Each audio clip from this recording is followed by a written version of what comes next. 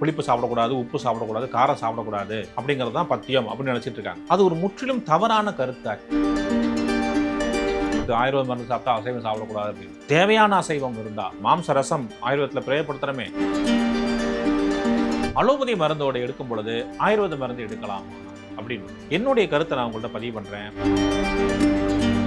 ஸ்ருதி herbal laboratory YouTube channel நேயர் அனைவருக்கும் வணக்கம். நான் ஒரு ஆயுர்வேத ஆச்சாரியா டாக்டர் பாலமுருகன் பேசுகிறேன். ஒரு ஆயுர்வேத மருத்துவ நிபுணராக பணியாற்றிட்டு இருக்கேன்.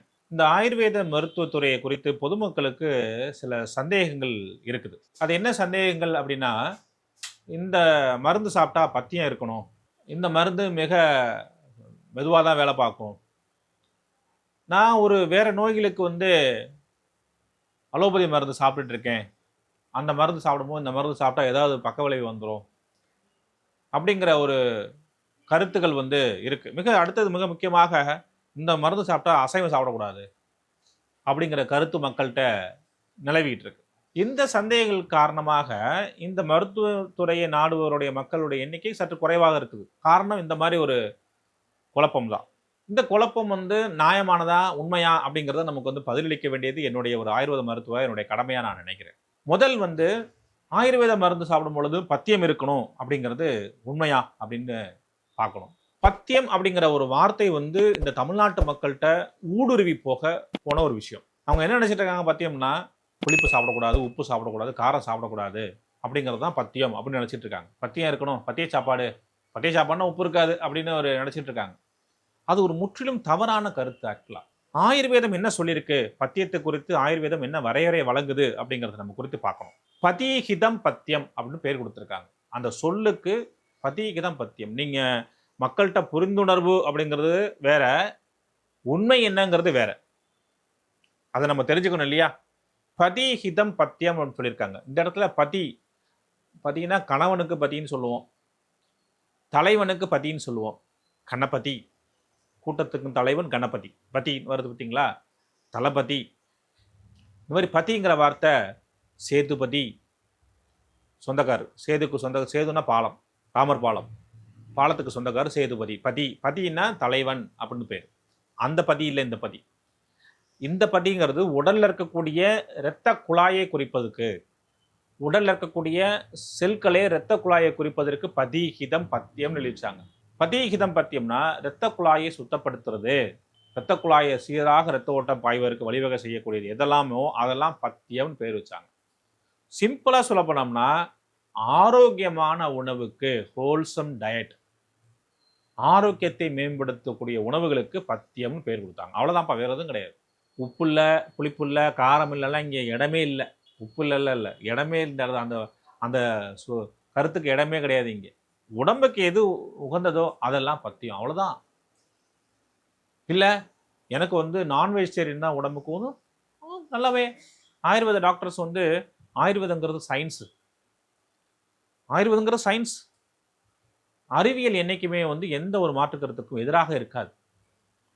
ஒரு குருப்பிசம் சொல்லக்கூடிய விஷயங்களை யாரும் ஆயுர்வேதம் சொல்லாது. சயின்ஸ். எங்கெல்லாம் நான்வெஜ் தேவைப்படுதோ ஆயுர்வேதத்தில் நான்வெஜ் கலந்த மருந்துகள் நிறைய இருக்குது. மகாமாஷ தைலம் ஆயுர்வேதத்தில் இருக்கு. மாம்சம் கலந்த ஆயுர்வேத மருந்துகள் எவ்வளவோ இருக்குதே. ஏன் ஆயுர்வேதம் நான்வெஜிடேரியன் வேணான்னு ஒதுக்குனுச்சுன்னா ஒதுக்கியிருக்கலாம்ல? கிடையாது. மனிதனுக்கு எது தேவையோ அது சரியான நேரத்தில் கொடுக்கப்பட வேண்டும். இந்த உலகத்தில் மருந்துக்குன்னு பயன்படாத எந்த பொருளுமே கிடையாது அப்படிங்கிறது ஆயுர்வேதத்துடைய கருத்து. எல்லா பொருளும் மருந்து தான் அப்படின்னு சொல்லியிருக்காங்க. இதுல எங்க அசைவம் சைவம்லாம்? தேவைன்னா ஆயுர்வேத டாக்டர் உங்களுக்கு பிரயோகப்படுத்துவார். மாம்ச ரசம் ஆயுர்வேதத்தில் பிரயோகப்படுத்துகிறோமே, தாராளமாக பயன்படுத்துகிறோம். அதுவும் தவறான கருத்து. ஆயுர்வேத மருந்து சாப்பிட்டா அசைவம் சாப்பிடக்கூடாது அப்படின்ட்டு. தேவையான அசைவம் இருந்தால், உங்களுக்கு அசைவம் கட்டாயம் தேவைப்படுதுன்னு சூழ்நிலை இருந்ததுன்னா, உங்களுக்கு தேவைப்பட்டால் மட்டும் ஆயுர்வேத டாக்டர் பிரயோகப்படுத்துவார். அதே போல் இந்த பத்தியம் அப்படிங்கிற விஷயத்த உங்களுக்கு உங்களுக்கு உப்பு குறைவாக சாப்பிடணும் தேவை இருக்கும் பட்சத்தில் அறிவுறுத்துவார். அதே சமயம் உப்பு போட்டு சாப்பிடுங்கன்னு சொன்ன பட்சத்தில் அதையும் அறிவுறுத்துவார். புளிப்பு போட்டு சாப்பிடணும் அப்படின்னா அது செய்வார். புளிப்பு சுவை இதயத்துக்கு மிக சிறந்தது. ஆயுர்வேதம் சொல்லுது. புளிப்பு சுவையிலே மிக சிறந்தது நெல்லிக்காய். நெல்லிக்காய் தாராளமாக உணவாகவும் மருந்தாகவும் பயன்படுத்தலாம். அப்படி ஒரு கான்செப்ட், தவறான கான்செப்ட் மக்கள்கிட்ட இருக்குது. என்னன்னா பத்தியம் அப்படிங்கிறது குறித்து. ஆரோக்கியமான உணவு மட்டும்தான் பத்தியம். அது எந்த உணவோ, ஆனால் அது மனிதனுக்கு மனிதன், வயதுக்கு வயது, கால சூழ்நிலைக்கு கால சூழ்நிலை ஏற்ப மாறுபடும். இப்போ நம்ம சென்னையில் வாழ்கிற அதே மனிதர் நாகர்கோவிலில் இருக்க மாட்டாங்க. நாகர்கோவிலுடைய கிளைமேட் வேற, சென்னையுடைய கிளைமேட் வேற.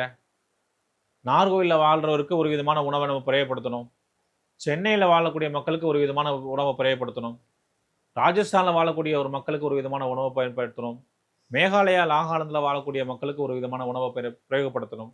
அப்போது வாழும் இடத்துக்கு மாறி உணவும் மாறுபடுது, கலாச்சாரமும் மாறுபடுது. அந்த ஊருக்கு எது, அந்த கிளைமேட்டுக்கு, அந்த தட்பவெப்ப நிலைக்கு எந்த உணவு பத்தியமாக இருக்கோ, அதாவது ஆரோக்கியமாக இருக்கோ, அதை அந்த மருத்துவர் பிரயோகப்படுத்துவார். அப்படி ஒரு உப்புலா பத்தியம் அப்படிங்கிற ஒரு விஷயமே கிடையாது.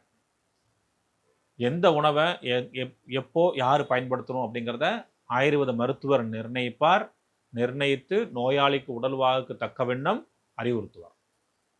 அதனால் பயப்படாதீங்க, இப்படி ஒரு பத்தியம் இல்லாமல் உணவுங்கிறது ஆயுர்வேதத்தில் கிடையவே கிடையாது. அடுத்தது அசைவமற்ற உணவு அப்படிங்கிறது ஆயுர்வேதத்தில் கிடையவே கிடையாது.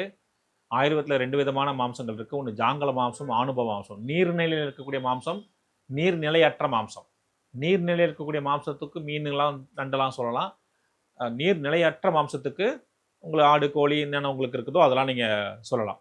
சில நோயாளி இந்த நீர்நிலையில் மாம்சத்தை எடுக்கணும், சில நோயாளி நீர்நிலையற்ற மாம்சத்தை எடுக்கணும். அதை எடுக்கலாமா கூடாதா அப்படிங்கிறத ஆயுர்வேத டாக்டர் அறிவுறுத்துவார். இது சிம்பிளாக சொல்லக்கூடியது அஜீர்ணம், ஜீரணம், இதை பொறுத்து தான் இருக்குது. ஜீரண சக்தி நன்றாக இருந்தது அப்படின்னா மாம்சத்தை பயன்படுத்தலாம். ஜீரண சக்தி இல்லை, குறைவாக இருந்தால் மாம்சத்தை தவிர்க்கணும், அவ்வளோதான், வேறு எதுவுமே கிடையாது. இன்னொரு முக்கியமான விஷயம், இது ரொம்ப லேட்டாக வேலை பார்க்கும் ஆயுர்வேத மருந்து. தவறு, ரொம்ப தவறு. ஆயுர்வேத மருந்து லேட்டாக வேலை பார்க்கும்னு சொல்கிறது முற்றிலும் தவறான வருது. நைட்டு மாத்திரை போட்டால் காலையில் பேதி போகிற மாத்திரைலாம் நிறைய இருக்குது. நைட்டு போட்டு 1 ஹவரில் பேதியாகி ரொம்ப மோசமான பேதியை விளைவுகளை ஏற்படுத்தக்கூடிய ஆயுர்வேத மருந்துகள் ஆயுர்வேதிலே சொல்லியிருக்காங்க. அப்போ அது லேட்டா? ஏன்னா இன்றைக்கி பேதி மாத்திரை போனால் 1 வாரம் கழிச்சா பேதி ஆகும், இல்லை 3 நாள் கழிச்சு பேதி ஆகுமா? 1 ஹவரில் பேதி ஆகக்கூடிய மருந்துகள்லாம் ஆயுர்வேதில் இருக்குது. ஏன் இந்த மாதிரி ஒரு கருத்து இருக்குது அப்படின்னு கேட்டிங்கன்னா, இந்த மருந்து நோயினுடைய மூல காரணத்தை கத்தரிக்குது, மூல காரணத்தை கண்டறிந்து அதனை போக்குது. அதனால உங்களுக்கு கொஞ்சம் காலசாமியம் எடுக்குது, அவ்வளோதான், வேறு எதுவும் கிடையாது. உங்களுக்கு நோயின் அறிகுறிக்கு சிகிச்சை கிடையவே கிடையாது ஆயுர்வேதத்தில். நோயின் உடலுக்கு தான் சிகிச்சை. உடலில் ஏன் இந்த நோய் ஏற்பட்டுச்சுன்னா உடலுக்கு தான் சிகிச்சை பண்ணணும். இது மூல காரணத்தை கண்டறிந்து அதனுடைய அடிப்படையை போய் கை வைக்கிறதுனால சில காலதாமதம் ஏற்படும், அவ்வளோதான். அதுக்காக எல்லா மருந்துகளும் காலதாமதத்தை ஏற்படுத்தும் சொல்வது முற்றிலும் தவறான கருத்து. மிக விரைவில் பயனளிக்கக்கூடிய, உடனடியாக பயனளிக்கக்கூடிய ஆயுர்வேத சிகிச்சை முறைகள் நிறைய மருந்துகள் இருக்கு. இன்னொரு முக்கியமான விஷயம், அலோபதி மருந்தோடு எடுக்கும் பொழுது ஆயுர்வேத மருந்து எடுக்கலாமா அப்படின்னு என்னுடைய கருத்தை நான் உங்கள்கிட்ட பதிவு பண்ணுறேன். என்னை பொறுத்தவரையும் வெங்காயம், தக்காளி, பருப்பு, கருவேப்பிலை, கொத்தமல்லி எல்லாமே ஆயுர்வேத மூலிகை தான். அப்படி பார்த்தீங்கன்னா அலோபதி மருந்து சாப்பிடும் பொழுது ஆயுர்வேத மருந்து சாப்பிடக்கூடாது அப்படிங்கிற கூற்று நீங்கள் மையத்தில் உங்கள் மனசில் இருந்ததுன்னா நீங்கள் சாம்பாரே சாப்பிட முடியாது, இட்லி சாப்பிட முடியாது, சட்னி சாப்பிட முடியாது, எந்த உணவுமே சாப்பிட முடியாது. எல்லா உணவுமே ஆயுர்வேதில் சொல்லியிருக்கேன். நெல்லை பற்றி ஆயுர்வேதம் நிறையா சொல்லியிருக்கேன், உளுந்தை பற்றி நிறைய எழுதியிருக்கேன், சீரகத்தை பற்றி நிறைய எழுதியிருக்கேன். நீங்கள் ரசம் வச்சிருந்தாலும் ரசத்தில் இருக்கக்கூடிய புளியை பற்றி ஆயுர்வேதத்தில் நிறைய ரெஃபரன்ஸ் இருக்கு, தக்காளியை பற்றி ரெஃபரன்ஸ் இருக்கு. இப்போ அதெல்லாம் ஆயுர்வேதம் தானே. ஆயுர்வேதம் மருந்து மட்டும் உணவையும் சொல்லியிருக்கேன், அந்த உணவையை மருந்தாக பயன்படுத்தியிருக்கேன். அப்போ நீங்கள் அலோபதி மருந்து சாப்பிடும் போது ஆயுர்வேத மருந்து சாப்பிடாம தான் வாழணும். அப்போலாம் முடியுமா? முடியாது. அதனால பக்க விளைவுகள் ஏற்படாது அப்படிங்கிறதுக்காக சொல்ல வரேன். அதுக்கும் நீங்கள் வேணால் ஒரு காலத்தை இடைவெளி விட்டு வேணால் சாப்பிட்லாம், மருந்து ஜீரணமாகறதுக்கு ஏதுவாக இருக்கும் அப்படிங்கிறதுக்காக தான். அதனால ஒரு மருத்துவர் நிர்ணயிப்பார், இந்த மருந்தோட நீங்கள் சாப்பிடலாமா கூடாதா அப்படிங்கிறத. ஆயுர்வேத மருந்தோட அலோபதி மருந்து சாப்பிடலாமா கூடாது மருத்துவர் நிர்ணயிப்பார். ஆனால் சாப்பிடலாம் அப்படிங்கிறது பொதுவான கருத்து, ஒவ்வொரு உடல் வாக்கு மாறுபடும் இல்லையா? அதனால சில பேர் நிறைய மருந்துகளை அலோபதி மருந்து சாப்பிட்டு இருப்பாங்க, கூட நம்ம 2 மருந்து கொடுத்தோம்னா ஏன் தொந்தரவு ஏற்படுத்தணும் அப்படிங்கிறதுக்காக சில மருத்துவர்கள் வேண்டாம், நீங்கள் ஆயுர்வேத மருந்து வேண்டாம், மேற்பூச்சாக ஆயுர்வேத மருந்து எடுத்துங்க, உள்ள நீங்கள் அலோபதி மருந்து எடுத்துங்க அப்படின்னு கூட சொல்ல வாய்ப்புகள் இருக்குது. அது ஒரு மருத்துவர் தான் நிர்ணயம் பண்ணுவார் ஒழிய நோயாளிகளை நம்மளே நிர்ணயம் பண்ணி இந்த மருத்துவ முறையை புறக்கணிக்கக்கூடாது. ஆக இந்த மருத்துவ முறையில் பத்தியம் அப்படிங்கிறது நோய்க்கு உகந்தது, உடலுக்கு உகந்த எந்த உணவோ எல்லா உணவுமே பத்தியம்தான். இப்படி நினைச்சக்கூடாது. எப்படி உப்பு இல்லாதது, புளிப்பு இல்லாதது, காரம் இல்லாததை மட்டும்தான் பத்தியம்னு நினைக்கக்கூடாது. எது நல்லதோ அது பத்திய உணவு, அவ்வளவுதான். அது சில பேருக்கு உப்பு போட்டு சாப்பிட சொல்றோம். சில பேருக்கு உப்பு சிறந்தன்னு உப்பு கலந்த மருந்துகளை பிரயோகப்படுத்துறோம். அஷ்டச்சூர்ணம், கெங்குவஜாய சூர்ணம், பாஸ்கர லவண சூர்ணம், இப்படி உப்பு கலந்த மருந்தே பயன்படுத்துறோம். உடல் உபாதைகளை போக்குவதற்காக, ஜீரணசக்தியை மேம்படுத்துவதற்காக பயன்படுத்துறோம். வைஸ்வானர சூர்ணம் அப்படிங்கிற சூர்ணத்தை பயன்படுத்துறோம். இப்படி உப்பு கலந்த மருந்தே பயன்படுத்தும்போது நாங்கள் எப்படி உப்பு இல்லாத உணவு சாப்பிடுங்கன்னு சொல்லுவோம்? அப்படி ஒரு தவறான கருத்து. ரத்தத்தில் வரையறுக்கக்கூடிய ரத்த கொதிப்போட அதிகமாக இருக்குது அப்படின்னா உப்பு ரெஸ்ட்ரிக்ட் பண்ணி தான் ஆகணும். கிட்னி டேமேஜ் இருக்குன்னா உப்பு குறைச்சி தான் ஆகணும். இந்த மாதிரி தான் சொல்லுமே ஒழிய எல்லா மருந்துக்கும் நீங்கள் சாப்பிட்டாலே உப்பு இல்லாமல் சாப்பிடுங்கன்னு சொல்ல மாட்டோம். அது ஒரு தவறான கருத்து. அதனால் பத்தியம் எது அப்படிங்கிறத ஒரு ஆயுர்வேத மருத்துவர் தான் நிர்ணயம் பண்ணி நோயிலிருந்து உங்களுடைய காப்பதற்கு என்ன வழிவகையோ அதெல்லாம் செய்வார் ஆயுர்வேத மருத்துவர் என்கிறத தெரிவித்துக் கொள்கிறோம். நன்றி, வணக்கம்.